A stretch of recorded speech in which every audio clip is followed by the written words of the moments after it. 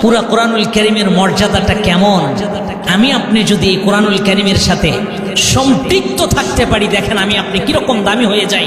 সংক্ষেপে পরিচয় দিয়ে যাই, এই কোরআনুল কারীম এমন একটা পরশ পাথর, এর সাথে যেই সম্পৃক্ত থাকবে রব তাকে দামি বানিয়ে দেবে। সুবহানাল্লাহ পড়বেন না?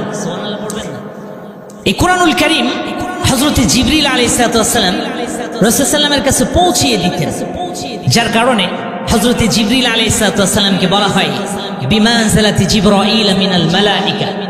সমস্ত ফেরেশতাদের মধ্যে সবচাইতে দামি হচ্ছে হযরত জিবরিল আলাইহিস সালাম। কেন হয়েছে? কোরআনের সাথে তার সম্পর্ক ছিল। শুধু তাই নয়, আমাদের নবীর প্রতি নাজিল করা হতো, যার জন্য আমাদের রাসূল পুরা বিশ্বের নবী হিসাবে এসেছেন। আমাদের নবী সমস্ত নবীদের সর্দার হিসাবে এসেছেন। আমাদের নবী সমস্ত নবীদের ইমাম হিসাবে এসেছেন, কেননা তাকে কোরআনুল কারীম দান করা হয়েছে, তাকে কোরআনুল কারীম দিয়ে দেওয়া হয়েছে। এই জন্য আমাদের নবী সবচাইতে বেশি দামি হয়েছে। শুধু তাই না, এই কোরআনুল কারীমের সাথে ব্যক্তি সম্পর্কিত হলে যেরকম রাসূল সাল্লাম কিরকম দামি হয়ে গেছে। শুধু তাই নয়, এক ব্যক্তি শুধু কোরআনুল কারীমকে মহাব্বত করত, এই ব্যক্তির মৃত্যু হওয়ার পর সে পড়তে পারতো না। হাকিমুল উম্মাহ আশরাফ আলী থানভী ওনার কিতাবে লিখেছেন ঘটনাটা।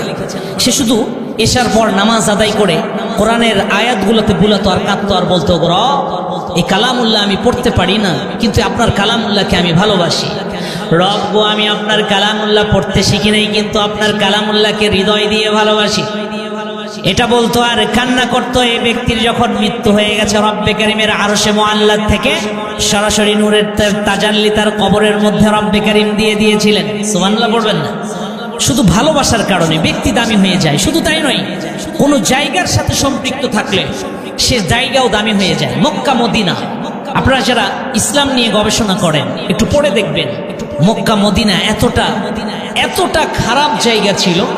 দিনের বেলায় কোনো মেয়ে তাদের সম্ভ্রম, তাদের ইজ্জত নিয়ে সেখান থেকে ফিরে যেতে পারতো না। দিনের বেলায় ধর্ষণ হয়ে যেত, খুন ডাকাতি রাহাজানি এমন কোনো জিনিস মক্কা মদিনায় হতো না। কিন্তু যেখানে যখন রাসূল আসার পর যখন কোরআন নাজিল হলো, এই কোরআনের খাতিরে আমরা কিন্তু সেখানে এখন মক্কাতে লক্ষ লক্ষ টাকা ব্যয় করে হজ করতে যাই কি যাই না? সোনার মদিনা হিসাবে মদিনাকে ডাকি না।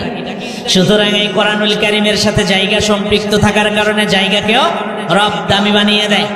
শুধু তাই নয়, এর সাথে যদি কোনো মাস সম্পৃক্ত থাকে মাসটাও দামি হয়ে যায়। যেরকম মাহে রমজান আমাদের সামনে আসতেছে, এই মাহে রমজান কোরআনুল কারীমটা নাজিল করা হয়েছিল বিদায় সমস্ত মাসের মধ্যে মাহে রমজানকে দামি করা হয়েছে, ঠিক না? 12টা মাসের মধ্যে সবচাইতে মাহে রমজান দামি কেন হলো? কোরআনুল কারীম এই মাসের মধ্যে নাজিল হয়েছে। শুধু তাই নয়, মাহে রমজানের মধ্যে একটা রাত রয়েছে লাইলাতুল কদর। ইন্না আনজালনাহু ফি লাইলাতুল কদর। শবে কদরের রাত্রটা দামি হয়ে গেল, 1000 মাসের চাইতেও উত্তম হয়ে গেল। এই রাত্রে রব্বে কারীম কোরআনুল কারীম নাজিল করেছেন। সুতরাং রাতে কোরআনের সাথে সম্পৃক্ত থাকার কারণে রাতটাকেও রব দামি বানিয়ে দিয়েছেন। তাহলে বোঝেন, এই কোরআনের সাথে আমার আপনার যদি সম্পর্ক থাকে, রব আমাদেরকে